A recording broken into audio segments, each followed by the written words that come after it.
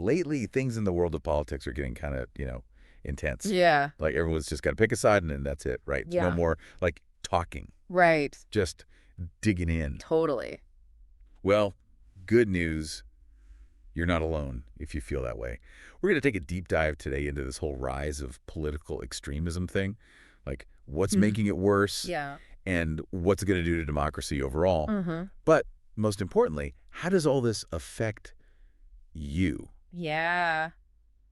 So before we even get started, like we got to make sure we're all talking about the same thing, right? When we say political extremism, what does that even mean? Yeah. Good point. It's not just like disagreeing about taxes with your neighbor. Right. Right. It's like way more than that.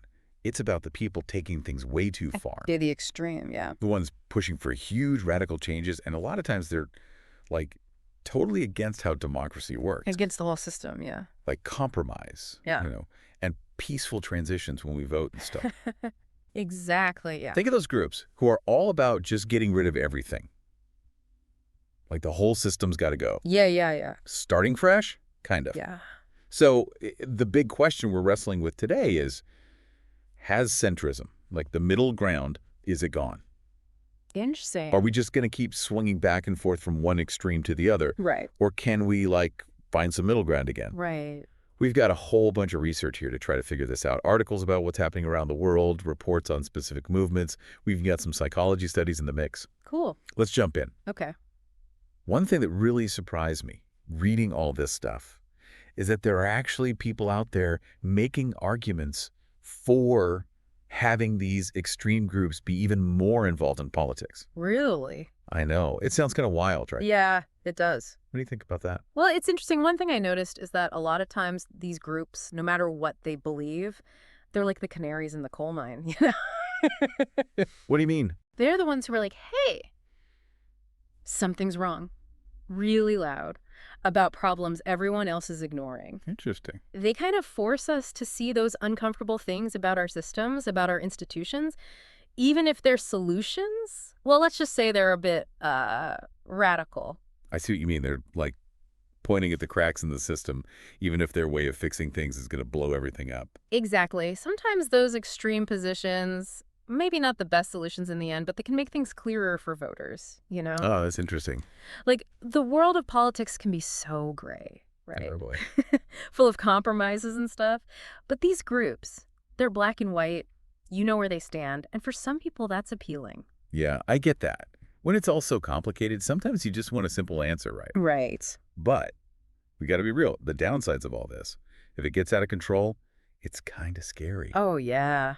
Where do we even begin with the bad stuff? It is a little daunting, right? Yeah. The risks are huge, and there are just so many of them. I mean, first of all, it's a direct attack on how democracy is supposed to work, on whether it can even work. Because when everything is super polarized, the government just gets stuck. Right.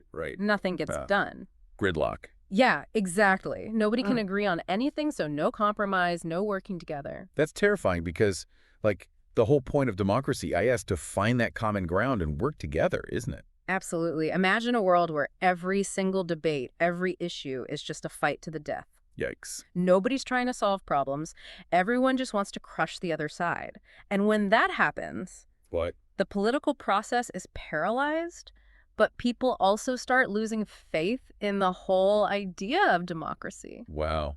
It's like we're all just retreating into our little corners of the internet, listening to the same voices, agreeing with the same stuff, and anyone who thinks differently is the enemy, right? Yeah, it's dangerous. And this isn't just happening in the government either. Right, it's everywhere. It's spilling out into our everyday lives, our relationships, our communities. So true. So what does that actually look like out in the real world? Well, we're seeing it right now in the U.S. with the rise of both the far right and far left groups. A lot of these groups, their whole ideology is based on fear. Fear of what? Fear of the other, fear of change, fear of losing something, resentment too. And when you demonize everyone who's not on your side, what happens? More fighting. Exactly. More hostility, more mistrust, more violence even between different groups in society. It's tearing us apart. And it's not just happening in the U.S., right? We're seeing similar stuff in Europe. Absolutely. All over Europe, these extremist parties are gaining more and more power, challenging the way things have always been done. What's driving that, do you think? It's complex, but a lot of it comes down to anxieties about the economy, Yeah. about immigration, about national identity. They're tapping into these anxieties, these divisions that already exist, and using them to gain power. And that just makes everything more polarized. Mm. It's like a vicious cycle. It is. Okay, gotta ask, how much of this is social media's fault? Like, the algorithms are practically designed to make us fight. Yeah. Right? To show us the most extreme stuff. It's definitely playing a role, yeah. Social media, on the one hand, it can connect us, right? Yeah. Help us have conversations, but on the other hand, it's become a breeding ground for this kind of extremism. Because the algorithms, they're designed to keep us on our phones, keep us scrolling, and what gets us to do that? Right.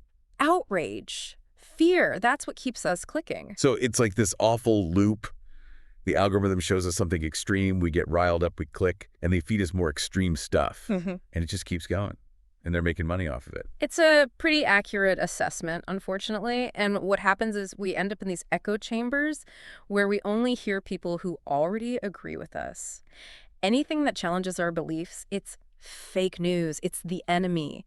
It becomes almost impossible to even have a normal conversation with someone who sees things differently. This is bleak. It feels like a lot. So, is there any hope? Can we do anything to fight back against all this? It's a tough question. It's a huge challenge. But I don't think it's hopeless. There are things we can do, both on our own and together. One big thing is media literacy. Yes. Helping people be smarter about what they read and watch online. Right.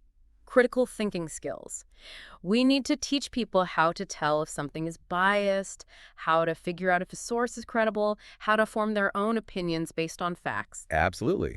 We got to give people the tools to deal with all this information overload, right? So they don't just believe everything they see. Exactly. But it's not enough to just be critical of the information we see. We also have to be open to hearing other points of view, even if they make us uncomfortable. Yeah, that's hard. It is.